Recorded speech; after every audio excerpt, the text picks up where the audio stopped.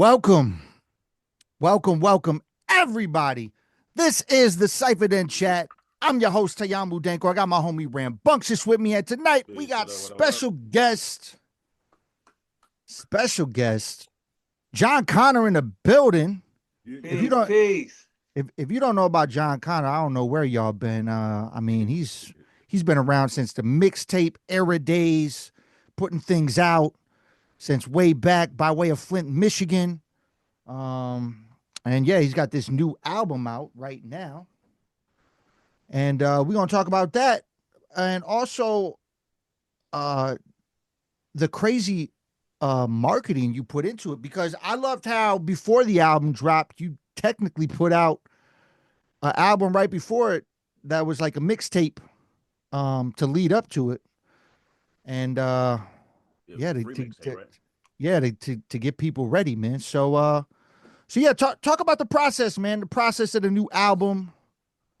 Uh, yeah, I Absolutely, want to man. hear that.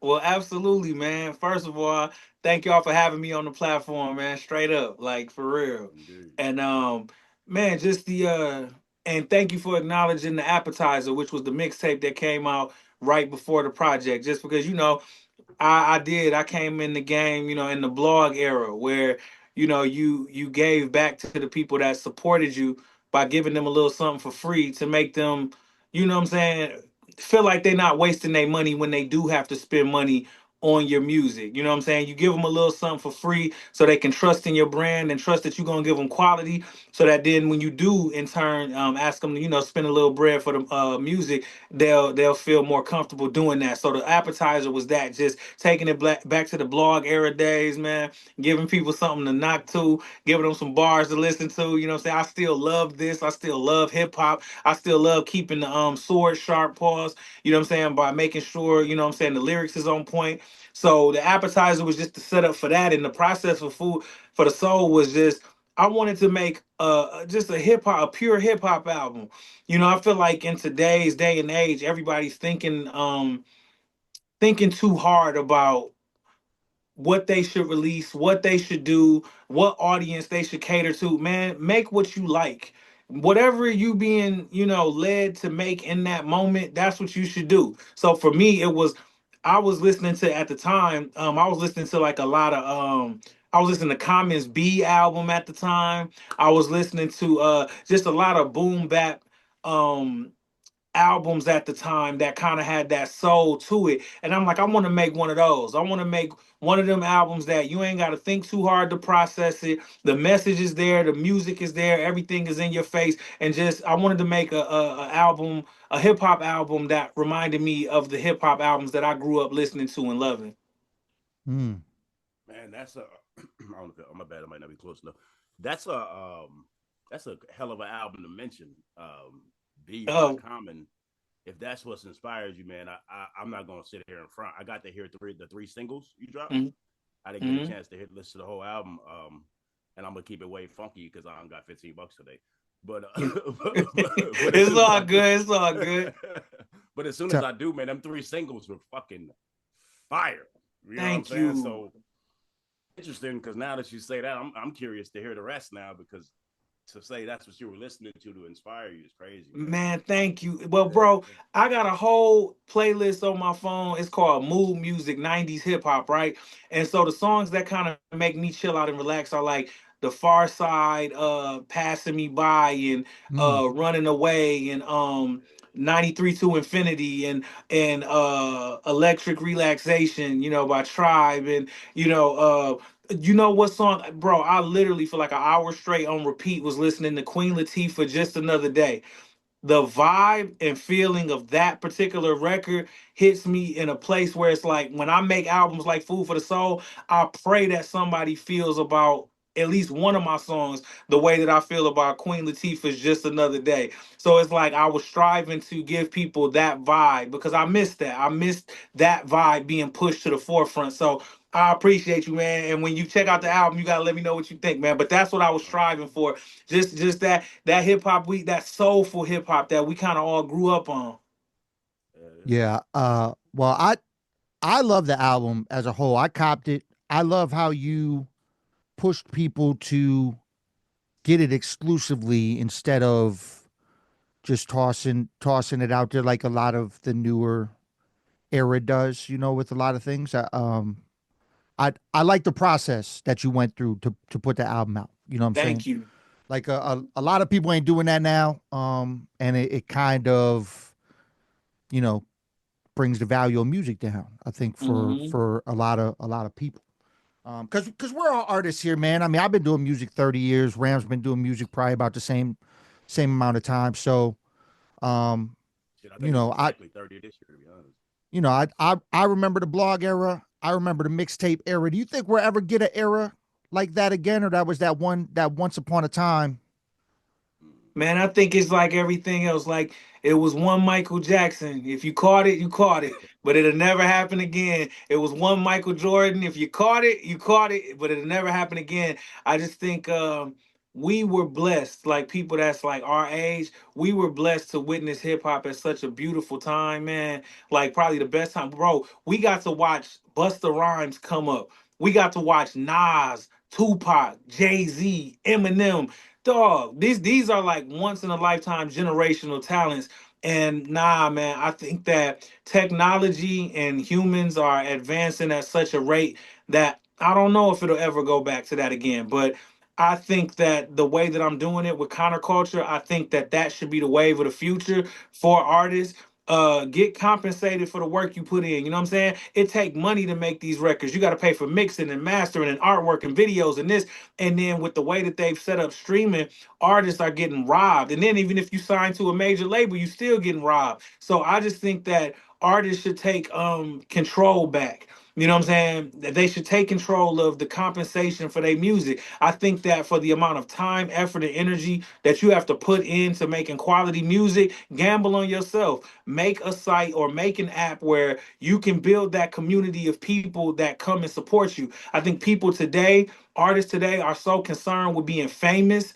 Famous don't pay the bills. Like, you know what I'm saying? Yeah. After the fame is gone, like after all the lights and the cameras and the hoopla and the followers, yo, that ain't putting food in your baby's mouth. What put food in your Nah. baby's mouth is direct to consumer, making sure people compensate you for the work that you put in. So I think that we might not ever get that mixtape era back or the blog era back, but I think we're stepping into something that can be more powerful and more empowering for the artist in taking control of the content, taking control of your music, and making sure you get compensated by going direct to consumer. Yeah, I Yeah. like that. Yeah, there's broke rich people out there, or broke famous people out there, y'all. Just so y'all know. Oh, it is. That exist. Hey, bro, Yeah. listen. I remember I dated a girl, and I ain't gonna say no names, but this is a story that kind of Oh, woke me call up. her out. Call her Nah, I out. ain't gonna No, call I'm her out. playing. I ain't gonna call her out. No. I'm But I just playing. remember I'm I just playing. dated a girl one time, and she had a roommate, and there was a Grammy on her roommate's dresser. And it was kind of powerful to me when I saw whose Grammy it was.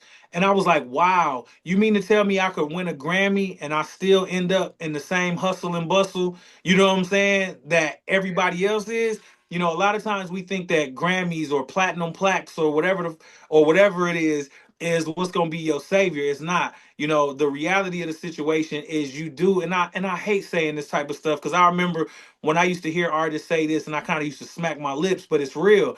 You do have to treat it like a business. Love it while you're in the studio, but while you're distributing it to the people, make sure you treat it like a business so where you can keep on doing it for years to come and you can continue to love it. Because when you working and not getting what you're owed, it can make you hate this thing that you love so much, which is creating music. And I think it makes it easier to continue to create music when you feel like your work is being appreciated for the value that it actually has, in which art is priceless, man. So get your money, man.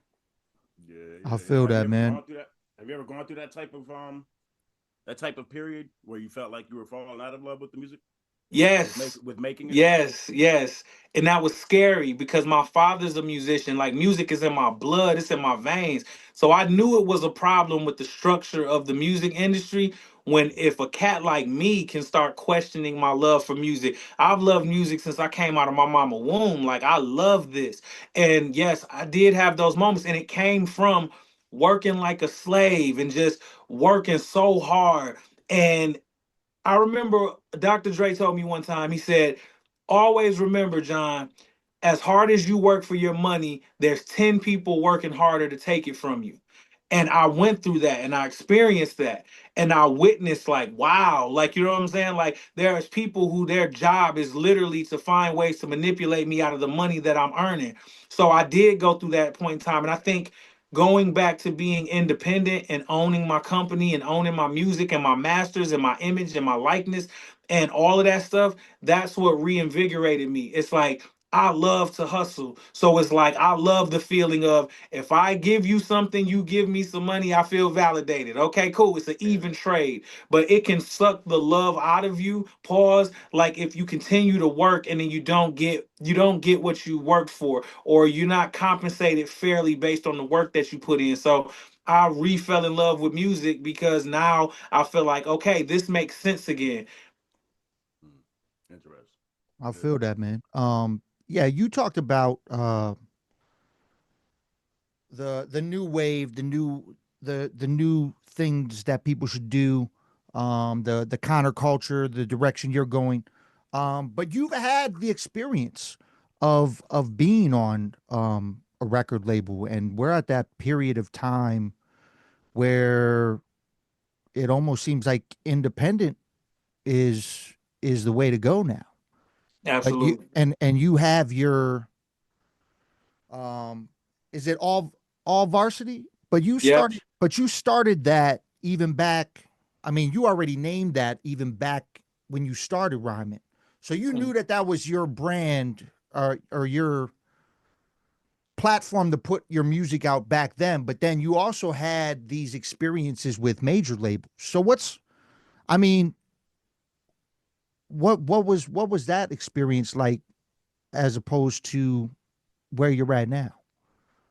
The experience of what signing to a major or being independent prior and now being independent again. So I just want to make sure I answer your question. Yeah, so your experience of signing to a major and then now being independent as an artist.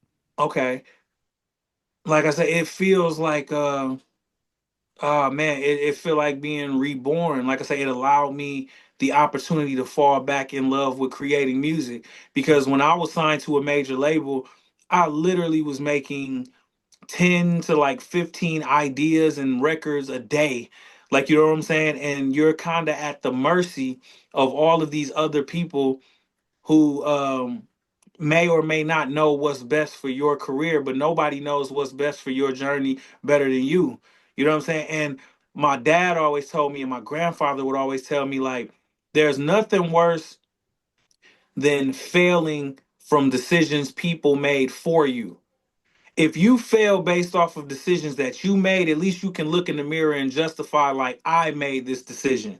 But it would suck if you subscribe to somebody else's plan for you and then you lose. So you know what I'm saying? So for me, it was just like, nah, you know what I'm saying? This ain't for me. There's too many other people making decisions on my life and my journey, and that just didn't sit right with me. And it, like I said, it almost took the love of music from me. You know, you have Mm, to you're having to entrust your career and your life and in essence your family's life, the people that depend on you, with these people who are just treating you like another number, who are treating you like, okay, well, if Jon Connor don't work out, another 10 artists is waiting in the hallway, you know what I'm saying, for their opportunity. So for me, it's like being independent. I love it. I'm an Aries, so I'm just an independent soul by nature. I love working hard. I love being able to put out music whenever I feel like it. If I wanted to drop a single right now, I could do it. And that there's no better feeling than knowing that you 110% control of your own destiny. That's what's yeah. up. When's your Brent, birthday? April 13th. April 6th. Say you swear. That's what's up. Okay. Oh yeah, yeah, yeah. April 6th. I'm a hard Aries, Moon Aries, Cancer rising. Yeah. Let's Aries first, go. but Let's yeah, yeah, go. Let's go. Okay. yeah. My I'm a hard Aries, one. my Aries brother. What's cracking, man? Yeah. What sign are you, This my podcast friend? just got taken over now. I'm So I'm a I'm a I'm a Cancer, July 11th. You know what? My right hand man, my cousin, he's a Cancer. So I that's funny that he's that you that this is a Cancer Aries dynamic And at my counterculture, it's a Cancer Aries dynamic with me and my cousin. We get Oh, that's along, fine. man. Y'all That's what's up. understand us, man. So Yes, I sir. appreciate you, bro. That's what's That's up, funny, man. man. Yeah, yeah. My daughter's July 16th, actually. Yeah, Man, Cancers is some of the coolest people. Much love yeah. to your princess, man. For Love. sure, for sure. Thank you, sir. That's dope. Um, with the independent and major, you were saying you're making 10 records a day, 10, 12 records a day. Mhm. Are you just doing that because the label's saying, hey, come on, crank out records? Or are you doing that because that's the flow of everybody around you working? Or Well, is that your process? Or and how much of that do you get to pick? I'm sorry, it's like 4 questions. Well, you don't know what it's I'm saying? okay. But how It's about okay. do you get to pick from those 10 or are they picking from those 10? You see what I'm saying? So the situation that I was in, I was signed to Aftermath Interscope, right? And so Dre was very hands on, like with what I was doing. And Okay. so it was kind of like that was the process at Aftermath. Okay. You just creating all the time. Like, you know what I'm saying? Like, okay, we put a beat on. If the ideas are there, you lay what you got. If you get stuck, you move to the next one, and we'll revisit it later. Yeah. Okay, cut the music on. Next idea, lay what you got. If you get stuck, let's move to the next one. So that was kind of like the process at Aftermath, where and I'm not, and I'll say it like this. I don't want to make it seem like it was all like a ball and chain and misery, because I Right, have like a drill sergeant.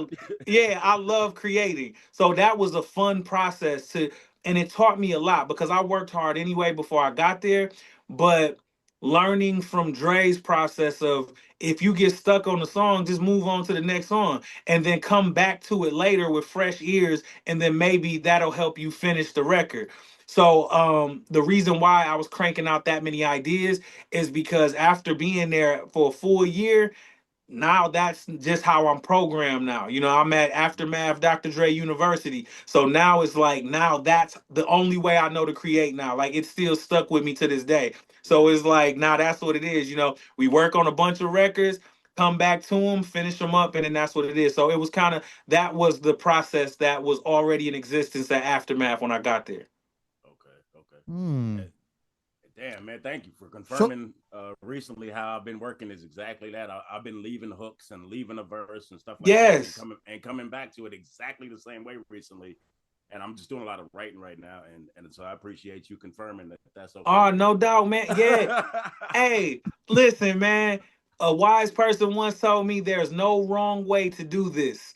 You Yeah, know what I'm yeah, saying? yeah, So, and it's like, it's always dope too when you leave a song and come back to it, because it's almost like studying for a test when you trying to force ideas. You know what I'm saying? It's like it becomes more of a task. Music is supposed to come from a place of excitement and fun. So when it doesn't feel exciting or fun, that means leave it alone and come back. Because when you listen to it with fresh ears, it's like, oh, I forgot I did this. And now mm, you re-excited about the song again. And now that'll be a better representation of, your intentions for that song when you finish it. that's awesome. Yeah, yeah. yeah, Sorry to cut you off, Dan. Go ahead, man. before we dive back in and talk a little more about the new record, I actually wanted to ask, what was the Flint, Michigan scene growing up? Like when you were growing up, what was that scene like being? Because I mean, that's not that far from Detroit. You know what I'm Mm. saying? Um, but yeah, like what was that scene like? Or did you have to go to Detroit to get more recognition, or was Flint kind of popping when you were coming up? So in Flint, our early pioneers were a cat by the name of MC Breed. There was Oh another yeah, group. Yep, there was another group called the Dayton Family. Another yeah. group called Top Authority. Like, those were the pillars in Flint.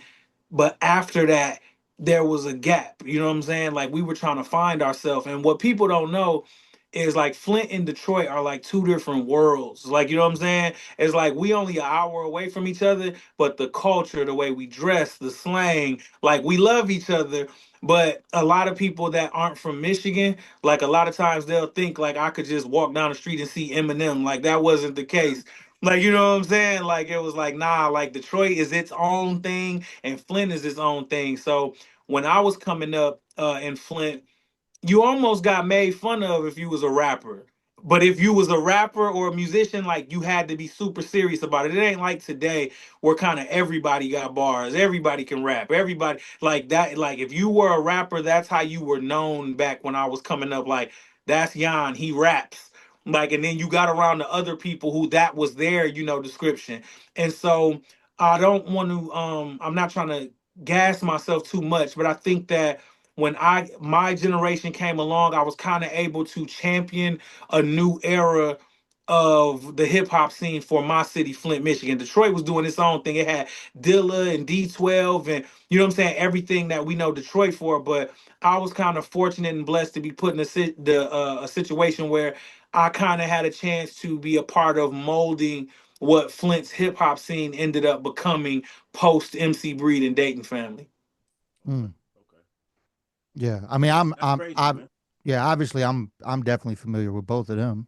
Yeah, I'm familiar with both of them, but I'm gonna be 100%. I had no clue Dayton family was from Detroit or from I Flint. didn't know that either. Yeah, a lot I of didn't people know Found that. think that that out today. they from Dayton, Ohio, but no, Dayton. And then what's funny about that is I stayed off Dayton Avenue, the same Dayton Avenue that they named after. Oh, okay. Like that's the same street that I was born and raised on. So the reason that they're called the Dayton family is because Dayton is like a long cross street in Flint.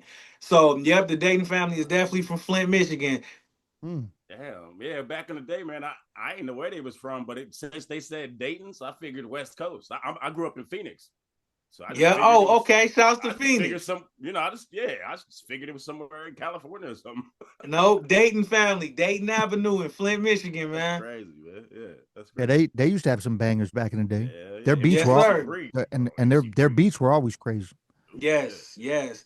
Shouts Um, to them. They showed mad love like when I was coming up. Like I remember Bootleg from the Dayton family did a record with me on one of my early mixtapes, Jon Connor as Vinny Chase, season 1.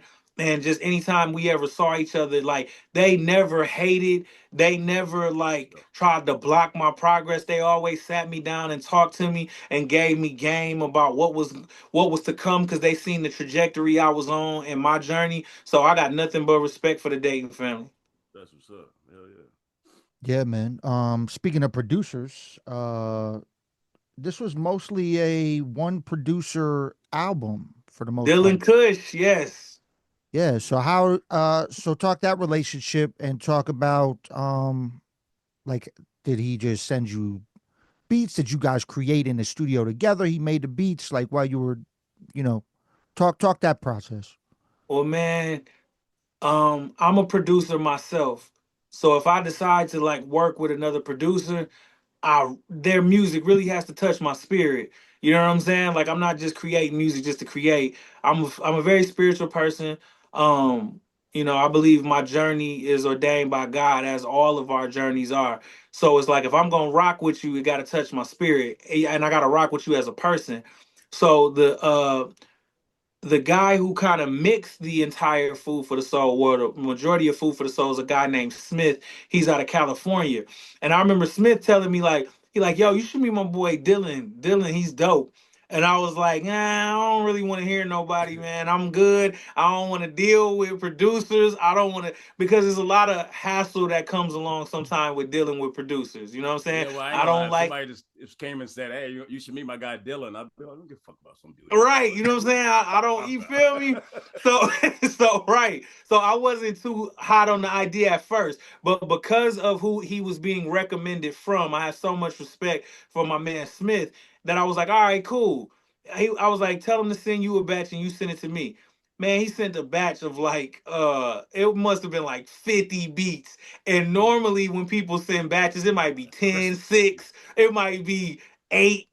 He sent like 50 beats, and then like the majority of them was hard, and not even the majority, all of them were dope. Like, you know what I'm saying? So after that, I was I like, love that yo, feeling. Smith, That shit is really like Christmas, man. I love that feeling of getting a whole bunch of yeah. beats, and you like, oh.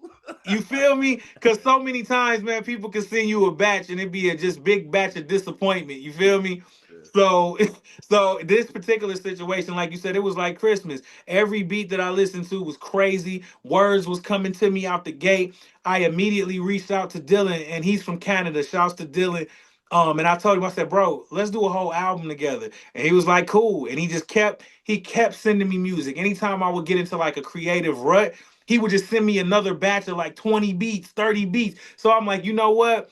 We about to make it happen. So he had the same work ethic and drive as me, and he's also a good dude. So shouts to him and blesses him because he laced the whole album. The first three records that then came out every day. The joint with me and Double every Murder. day. What is it? Was it Double Murder or Yep, Double yep. Murder Double and Murder. Vibes? Every day in the vibes. Yep. All of them produced by Dylan Kush. All of them sound completely different, but all produced by the same dude. That dude is a genius, man. Yeah, he's fire, man. Because it definitely had that feel you were talking about, vibes for sure. That was the one with the sister. I don't want to Yeah, the say her name Sister wrong. Tour, Yeah, Taj and Dizzy Wright. Yep. yeah. Yo, they killed it. All of them killed it. Actually, everybody that featured so far, Daylight, terminology's verse on that. Oh man, He went crazy, didn't he?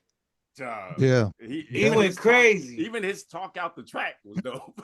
Bro, hey, listen, y'all. My favorite part of Double Murder is in the first like 10 seconds when the beat come on, and then terminology say your favorite rapper could never. I said, let's go. Let's go. We turned up. Your favorite rapper could never. Let's Look, but go. before I spit, you know Before what we spit. like I'm So just letting you yeah, know man, no, about Double that's Murder and dope. shit. Yeah, that's dope. Yeah. Yeah, Definitely man. different feels on each record. That's dope, man. Shout out to you, dude. What you said his name was Smith? Yep, Dylan Kush, and he was introduced to me by my Oh, man sorry. Smith. Okay, salute. You got any what's your top do you have three top favorite joints off this record? Or do you like the whole record just as a whole? Wow. Um, Different records hit me different on different days. So today, this could change tomorrow. So you said top three. Yeah. I would say every day with me and Daylight, because the way he come in on the joint, me and my cousin was talking about this the other day. It's bigger than money. They wanted to pay me off to hush the client. Ain't got to watch to them press. Like the way he came in, just gliding on that motherfucker. I'm like, that's Yeah. crazy. So every day with Daylight. 413 Part 1, produced by my brother DJ Silk. Um, damn. Can the last one can I pick two more? Yeah, You of can do course, whatever of you course, want. I, He bro. said three, but fuck him. fuck it. Fuck it. Fuck it. We'll do four. Fuck it. Um, every day, 413 Part 1, Evolution of Amazing featuring Jag. And mm, I'm sure I'm gonna forget something. I would say the outro. Okay. Oh shit. Okay. That would be my four right now. Okay. Yeah. All right. Well, I mean, Ram, when you hear the record, he rhymes on the intro and the outro of the record, so I assume that now. You know what I'm saying? Hey man. it's You know, it's not nah, just the outro skit. he was just like Yeah, it's I just rhymes on like there. the It's sound. It definitely rhymes on there. He's like, nah, I just like the sound of myself saying peace, y'all. Nah, it's definitely rhymes on there for sure, for That's what's sure. up. All right. All right. Yeah. The cool thing I always thought of, I mean, yeah, you had a Daylight feature on there, and he murders it as well. And the cool thing about Daylight is, he's very big in the battle scene as well as being just a talented artist overall. I don't know if you remember, but it was during the pandemic. You actually judged a battle that I did on Mad Ill's platform. Mad Ills. That's my man's. That's my man's. That's my dog, bro. That's Yeah, crazy. That's my dog, I've known Mad Ill since '03 bro. Scribble Jam era. That's crazy, bro. That's about the same time. That's when I met Mad Ills, cause I went to Full Sail in Florida, Okay. and Oh yeah. yep, and that's where I met Ills at. And I'll tell a funny, not funny, but interesting or little hip hop nerd trivia about me and Mad Ills' relationship. So we were going to Grizzlemania 2, I believe it was in Miami. I remember watching that. Okay, right. So I was at Grizzlemania 2. I don't know if there's footage of it, but like during like the like intermission point, I like rapped. So I rode to Grizzlemania with Mad Ills, right? And so we in the car and he's looking at stuff and like so let's say it was a red light, right? He would say like I'm looking at the red light and it's bouncing off my headlight, like you know what I'm saying? And then he would throw me the mic and then like almost like challenging me like just look at what you see and rhyme. What he taught me was a process of thinking in rhyme, and I do it to this day now. That my mind is always rhyming. Like when anything I look at, I'm constantly thinking of what can rhyme with that Mm. phrase. You know what I'm saying? I'm doing an interview and it sounds like an interlude, and it broke the bike in the inner tube. Like you know what I'm saying? I'm thinking of words all the time that could rhyme with each scenario, and I owe that to Mad Ills, and I always give him credit for that. On that ride, the Grizzlemania 2, I just was so amazed at how off of the top of the dome, dude was so witty and quick, with it. I don't even think I'm as good at doing that as Ills is. But you know what I'm saying? Like that dude has always been ill. You know what I'm saying? No pun intended. Yeah, Yeah. we've had me and Ills have had crazy ciphers I was gonna say, on bro, knowing lives how and all you that because freestyle, I'm I'm like, Danko, you got to be thinking the same exact way, like all the I time. do I think the mean, same exact I way. was about to say because I Yeah, be on the I road with him, definitely so it's not because I mean we because rode together for days, so I'm like, yeah, that's kind of how you think. Yeah, this motherfucker to talk to you, and I'm like, are you trying to freestyle right now? Or are you just saying stuff so yeah, I know what's going on? I'm a freestyle head, man. Like I always and any live show I do, I always incorporate freestyles. I've even talked to we had MC Juice on here and I told him what I do at shows because me and MC Juice, we've had conversations where we've told each other that I've told him, "You're my favorite freestyle artist, man," and he's like, "Nah, Danku, you're my favorite freestyle artist." I was like, mm, "What? That's crazy." mm, Like it's just crazy you think of me like that because I'm not. I didn't.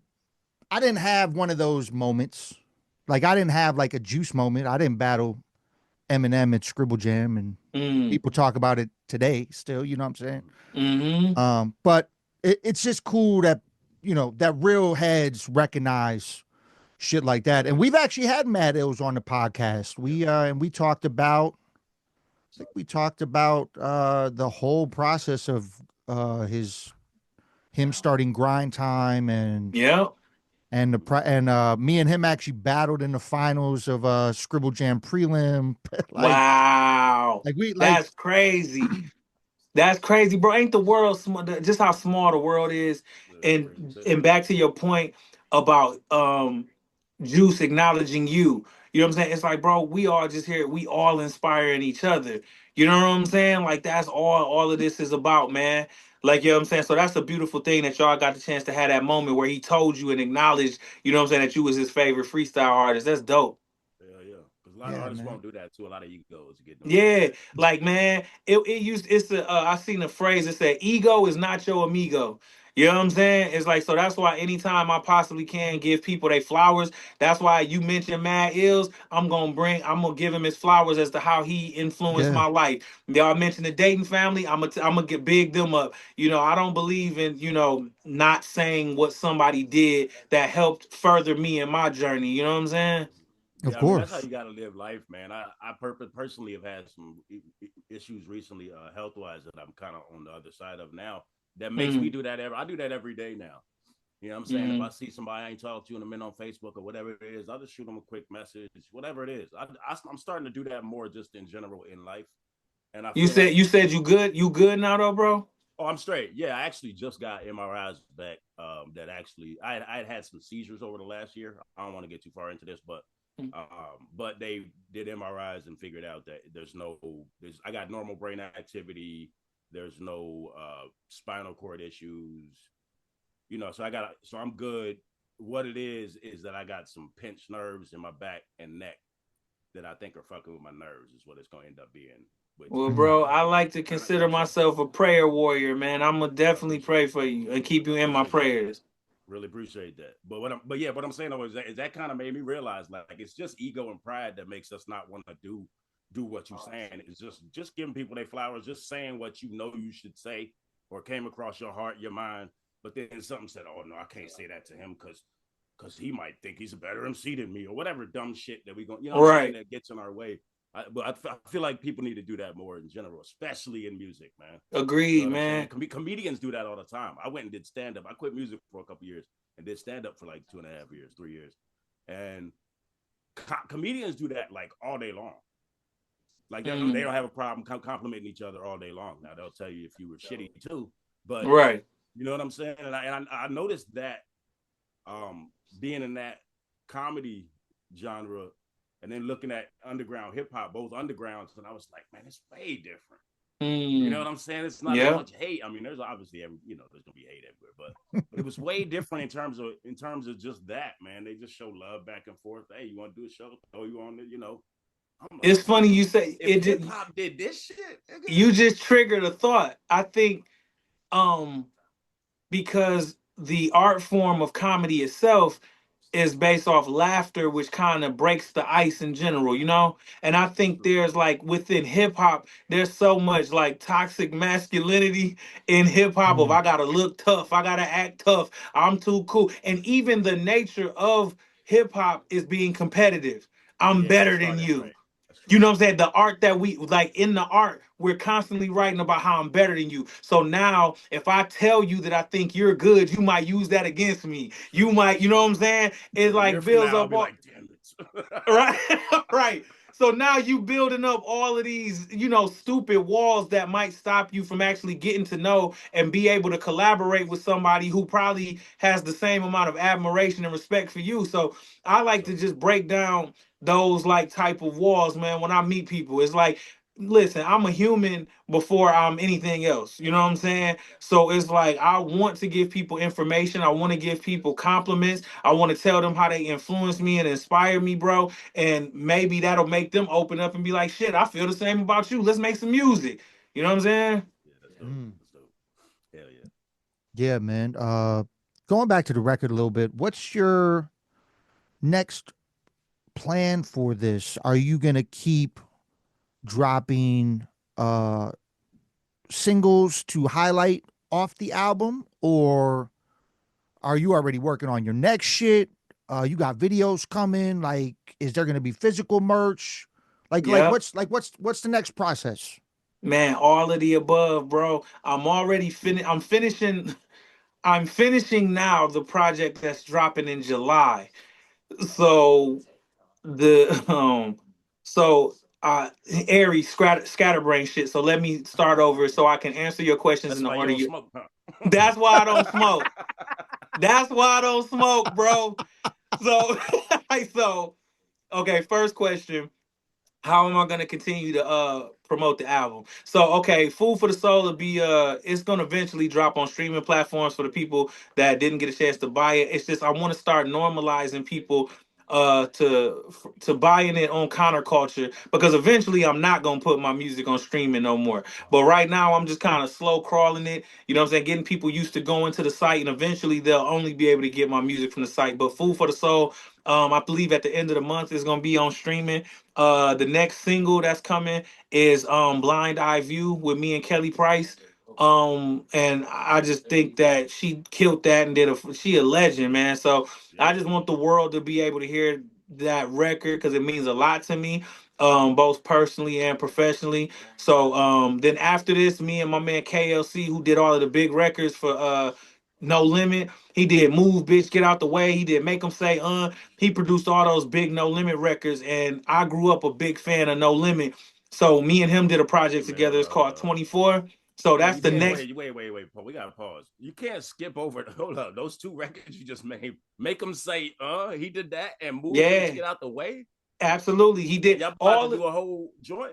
whole project, all of the joints that like became the huge, like he did Bout It. He did Make What? 'em Say he did Move Bitch Get Out the Way. He Man, those did are anthems. That's these are crazy. anthems, right?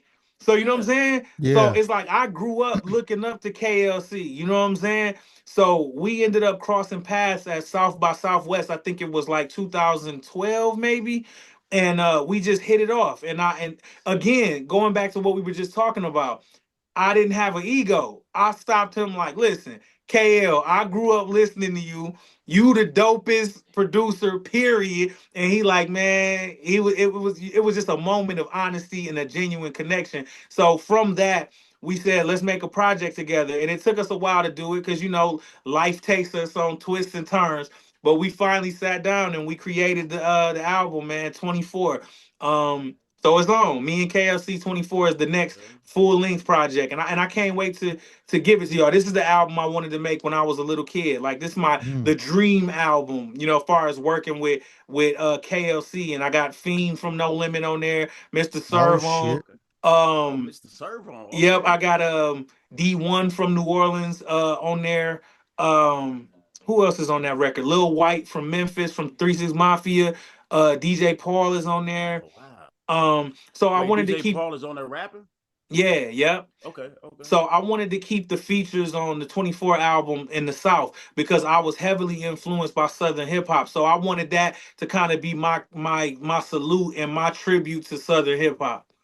Yeah, the Fiend was one of my favorites. Bro, I'm gonna keep it real with y'all, man. Man, when Fiend sent me his verse for the joint that he on, I was considering rewriting my verse. I'm like, because it's like, listen, certain producer artist combinations is just like, that's like if you on a song with Snoop Dogg on a Dr. Dre beat, or if you on a song with Jay-Z on a Kanye West beat. It's like certain producer artist combinations is a cheat code. And I feel like KLC and Fiend is one of them cheat codes where it's like I gotta bring my A game because they came with it. Yeah. That's what's up, man. No ego, because that'd be hard. That's hard to admit. When you, it's hard to admit. Hey, I'm always be honest, man. I'm not even gonna lie to you. I think 2012 was the only year I went to South by Southwest. So, man, did you run across us in 2012? We had army fatigues and street signs, and it was crazy. I mean, I don't stay away from y'all, did it? I don't remember if I probably seen y'all.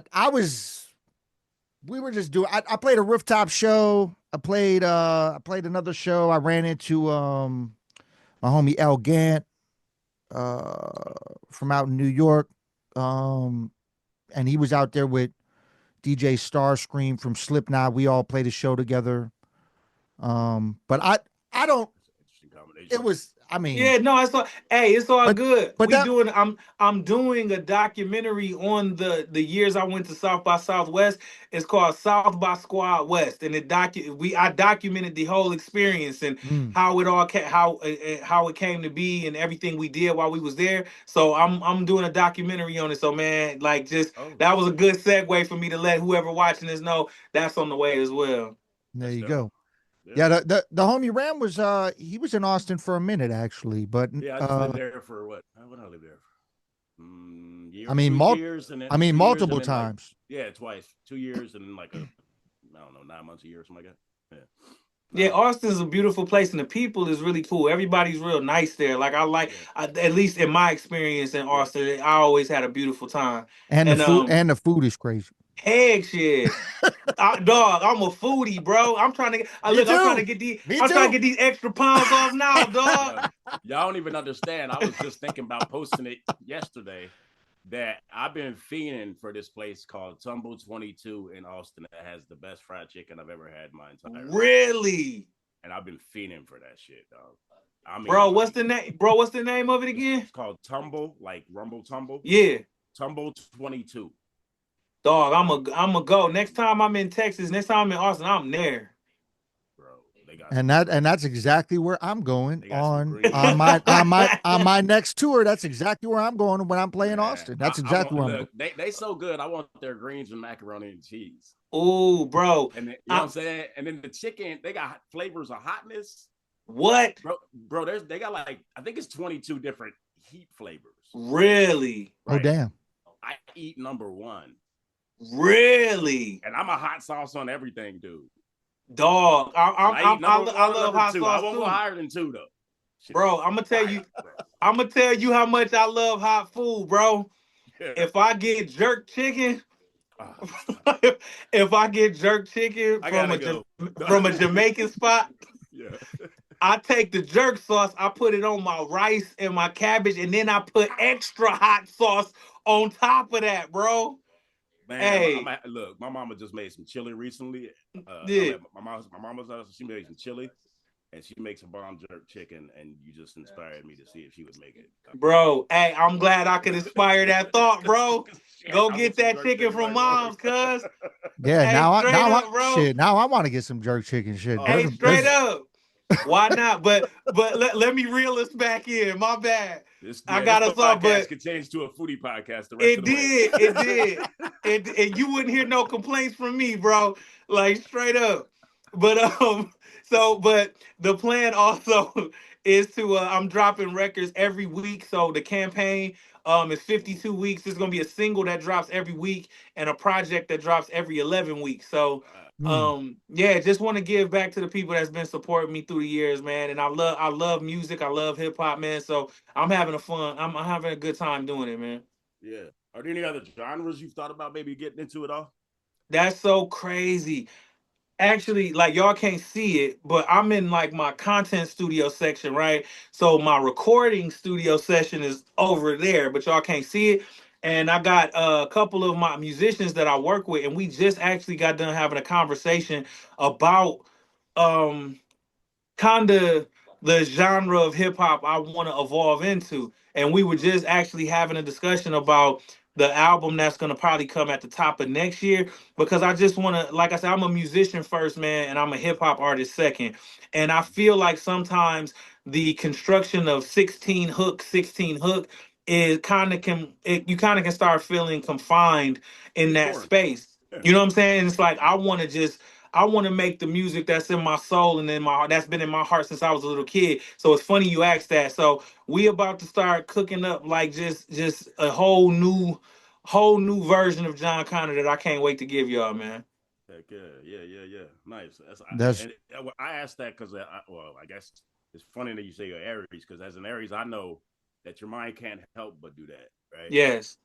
Yeah, I know. I just wrote a country song the other day. I ain't telling nobody. It's the first time I'm telling somebody, That's dope. and it's like popish. You know what I'm saying? Yeah. Like for instance, like the first couple lines are I called my baby, but she didn't pick up. Yeah, I'm sitting in a Forte. I don't got me a pickup. You know what I'm saying? Like it's just Uh, real simple poppy shit. But I was absolutely. like, but I was sitting in my Kia Forte, so I'm like, I ain't gonna pick up. But I'm trying to yeah, write Bro. this yeah, country yeah. song. You know what I'm saying? Hey, but that's dope. Yeah. Because but hey, listen, I Somebody gonna look at steal it. my line. I already know. It's all Hey, right. No, I look at it like this, bro. We have to be willing to try everything. yeah. You gotta creatively push yourself to the limits so that you can know what's too far. Like, okay, I like I if you try a million ideas and you find five that work, good. But if you just stay with what you're comfortable with, you'll never inspire the thought that's gonna take you in that direction to make the new shit. So, man, congratulations to you on your journey writing the country record, and No, I appreciate appreciate it. you being vulnerable in that Yeah, moment and sharing it with us, bro. yeah. I mean, like I said, I've gone through some shit recently where I'm a little more open than I used to be. So I'm a Absolutely, little man. bit different of a person than I was, let's say, a year ago. Hey, one time for growth. Yeah, for sure. Put a fist up for Yes, Yeah. indeed. Yes, indeed. Have you ever been out to Milwaukee? Have you ever played a show out here? Bruh, man, I do feel like I've been to Milwaukee. I feel like I was on tour with, it might have been either Big Crit or, Mm. dang, it was either Big Crit or Freddie Gibbs. But I feel like I was there once. I've only been there once. You That got would any have probably. songs with Crit? You got any songs with Crit? Oh, No, we never made any records together. Okay, Like we I was wondering. hmm. Yeah, okay. No, we never made any records together. Damn. Well, I Yeah, would that. love to though, because I got Yeah, mad respect for him. I was Yeah, about to that say would have y'all still probably. fuck That with would each have other. probably been. That would have probably been at the rave, if it was one of those shows, because Oh, those. I'm pretty sure Freddie Gibbs tour and Big Crit's tour stopped at the rave back in the Yeah, day. I So feel like definitely. I know I've been there one time before. that's what's up. yeah. So real quick, this is completely off topic, but All good. I just got to go back to it. Yeah. You grew up in Flint. You were there for. I mean, you grew up there. Mm. What's a staple food place in Flint. Okay, so if you come to Flint, bro, which I don't know why would anybody have a reason to come to Flint. But and I love my city, but it ain't too Damn. much shit. It ain't too much in Flint, man. But you know what I'm saying? I love my city, but people in Flint know it ain't shit in Flint. So Understandable. yes, but we love it. We love our little city, man. But if you ever visit Flint, you gotta go to, for one, Big John Steak and Onion, and it's like a Philly cheesesteak type situation, and it's Mm. like real good, like a Big John Steak and Onion. It's this place called the Red Wagon, and they got the bomb soul food. Um, let me make sure I don't leave nobody out. Um, if you want sushi in Flint, it's a spot called Sagano. And y'all still there? Because it's I froze. I am. I think his is froze. I don't really know. Okay. Yep, it's a sushi spot called Sagano. And I'm trying to, oh snap. Hey, what's my man where we get the turkey? Turkey tips and shit. Yeah. That's motherfucker Pearson. Slide off the bone. Slide off the bone. So look, it's a spot. Listen, all the other restaurants I said is cool, but it's a spot called Slide Off the Bone on Mm. Saginaw Street in Flint, Michigan. They got the ill soul food. They got ill everything. So that's where you got to go. Slide Off the Bone on Saginaw Street. Don't forget Beverly's Catering. Beverly's Catering.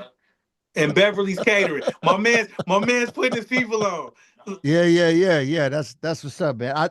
Yeah, it looks like we lost Ram. I don't know if his phone died or something. But I remember one time we were interviewing Mike Geronimo, Uh-huh. and he had asked me because we were talking about food because I'm a foodie like you, man. So we were talking about food randomly, and Yeah. he was like, man, what is Milwaukee known for? What is Wisconsin even known for? I was like, well, I mean, it's known for cheese and shit, but I mean, there's there's so many different restaurants in Milwaukee, like all different avenues of shit. Like one of my favorite Philly cheesesteaks I've ever had in my whole life. And I've been to Philly a ton of times and tried mad places, but one of my favorite Philly cheesesteaks I've ever had is literally right down the street. Really? Yeah. Like ever in life. Like, and I've been to like the so and so top Philly cheesesteak spots like all over Philly, like North Philly, South Philly. I've been to all of them that everyone recommended. And I'm telling you, ain't none of them fucking with this spot down the street. What's the And name of the spot? Ain't Mel and what? it's called Sinbad's. And Sinbad. it's not even that's not even what they're supposed to be known for, but they have like the most fire Philly cheesesteak I've like they them and like my number one and two is that's probably my number two all time. And then my number one is in Marquette, Michigan, this place called Sando's. It's like a tiny hole in the wall spot that you would see and not even think that they would have something like this. Like it's Bro, I'm getting hungry to the motherfucker right now. Just think like, bro, we talking about these cheesesteaks. Damn. yeah, man. But that slide off the bone spot sounds crazy. Like Hey, I'm gonna so need to. no, it's crazy. They got like turkey legs. I don't know what a turkey knuckle is, but whatever it is, it's good as fuck. Like turkey knuckles, turkey neck. Like he didn't chopped up every part of the turkey dog and barbecued it, and that shit is amazing, bro. I kid you not. I wouldn't gas you, and the size is amazing too. Well, if I am like you said, I don't know why nobody would go here. But if I am ever in Flint or pass through that way, um, I'm gonna definitely have to try that because that Absolutely, shit sounds fire. absolutely. Ram, you back in here? I am, but y'all, you can't see me, huh? I can't see you. No, I can't. Your Uh, camera's not working. Let me not You've yet. you've evolved into a faceless gray. Oh, there you go. There you go. there we go. I Yeah. had to I had to switch to my phone because for some reason the internet at my house is now not working.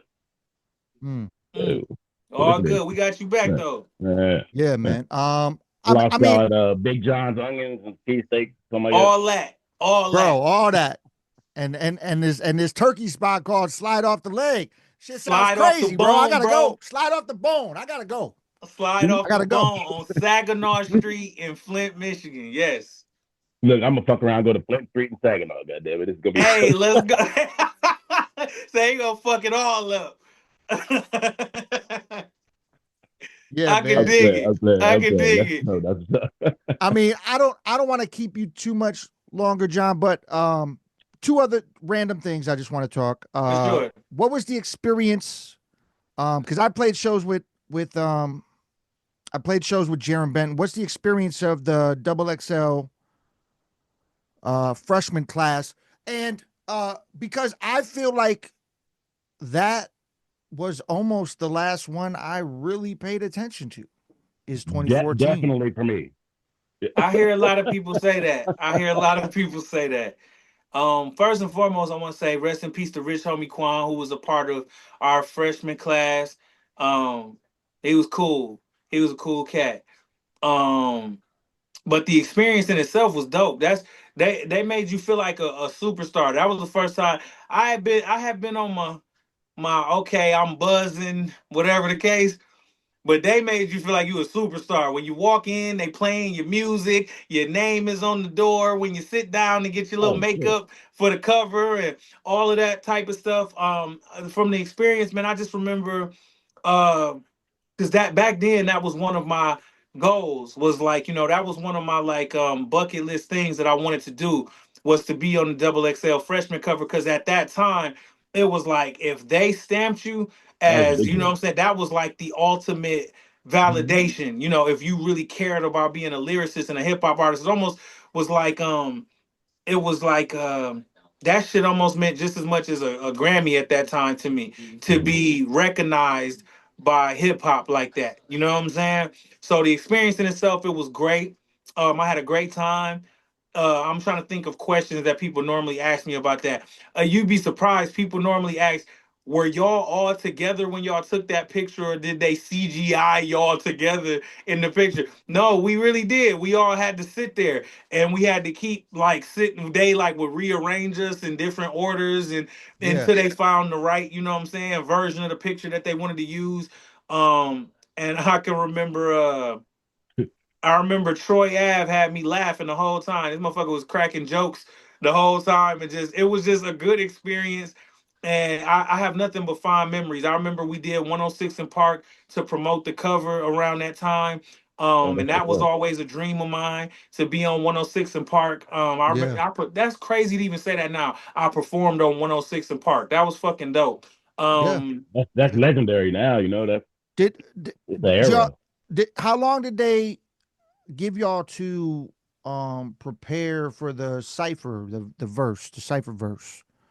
Or So was I that think maybe, I want to say maybe you find out a month before the actual cover, and they give you the beat. So you kind of got to keep it a secret and shit like that. You know what I'm saying? Like, and act mm-hmm. like you don't know who's gonna be on the cover and all of that, even though you know you're gonna be on it. So it was like a month prior that they gave us the beat and gave us time to prepare for that. You want to know what the funny part is? Here, I'll give y'all some. I always want to try to make sure when I do have conversations and do podcasts and interviews, that I give you something that I didn't say in another interview. You know what I'm saying? Yeah, yeah, yeah. The Right on. funny shit is, Dre did not want me to be on the freshman cover, and that shit was funny as hell. Wait, Like why? our, huh? Why? Right? So this was the conversation. I'm like, yo, now mind you, I'm super excited. Like, you know what I'm saying? Because at that time, I'm an underground MC. Yeah. Oh, oh dang. Dang. Did his phone die, bro? Oh, Uh, dang. We're about to get it, bro. We're about to get the Dre. the golden egg. Maybe he'll pop back in. I don't want to leave yet. Hopefully, no, Hopefully, we'll wait to see. Plus, we hopefully. we didn't we didn't ask him his favorite three movies. We're not gonna ask him that, bro. But yeah, yeah. We're not gonna ask him that. Damn, suck the world again. Yeah, that's crazy. Your internet went out. Just randomly. It just says I can't connect to the network. It's never done that. We're just gonna say it has something to do with the inauguration. Yeah. Well, you know what's funny is me and my mom were talking the other day, and she's like, "Do you think the government's still maybe like checking on us every couple of years, our family, because my nana and my granddaddy worked for the government, like you know, like my nana and my mom's mom drew like maps for the CIA for 30 years and shit, and my granddaddy was naval intelligence, right? And so supposedly they check on our family and like just kind of do checks on us every couple of years is what has been said, right? Yeah. And my mom was like, "You think they still do that?" And I'm like, "Yeah." Like, I don't see why they wouldn't. Yeah. You know Yeah. what I mean? Like just every now and again, just be like, "Hey, what's Ram up to over there?" I was like, plus, Man. if they've heard my music, they're probably like, "Hey, you might be a small time terrorist." Man, I feel like we might have lost him, man. I don't know if he's gonna be able to come back. But if that's the case, I mean, I guess It's fun. should I do the outro? It was good. It was a good podcast. It was a good Yeah. podcast. I I thought it guess was dope. I guess we're not. I guess we're gonna kind of have to. I mean, you know, it's on you. I'll sit here for another hour, but you know, obviously, Yeah. you know. I just feel like if his phone died, he'd have to plug in and be an extra thing. Yeah. We'll just You know might what as I'm well just saying? call it. So Maybe have him back in the summer before that July drop. See if yeah, maybe do maybe. that. You know what I'm saying? 'Cause this is a Yeah, great interview. This is fun. it was. It was definitely good. But yes, this was CyphaDen Chat. We had Jon Connor on tonight. Yes, Uh, sir. he gave us a lot of information. He's It was got a great. new album out there right now. Make sure you go check that. Food for the soul, Uh, right? yeah, yep. Dope album. Um, you have to cop it from his site. It's not fully Counterculture. out on streaming platforms yet. It is coming though, but he's moving into the process of bringing value back to music, which is something I thought about for a long time. I'm I kind of love it. sick of putting shit on streamers, so This is why um, that CypherDen network. I'm telling you, son. That's yeah, by the end of this year. That has to be cracking in some way. yeah, we're gonna talk more about it. We're gonna figure it out. But yeah, I'm your host Tayamu Denko. That's my homie Red Rambunctious. Bunchy, Again, peace, we had y'all. Jon Connor. This has been brought to you by CyphaDen Music, where we inspire even those higher. And remember to never stop chasing your dreams, because you will never know what you are fully capable of. And that's how we're gonna leave that. And we will say peace to all y'all this evening. Can't wait to get the clips up so y'all can see what y'all missed out on. Yeah, But great yes, interview. Peace, y'all. peace.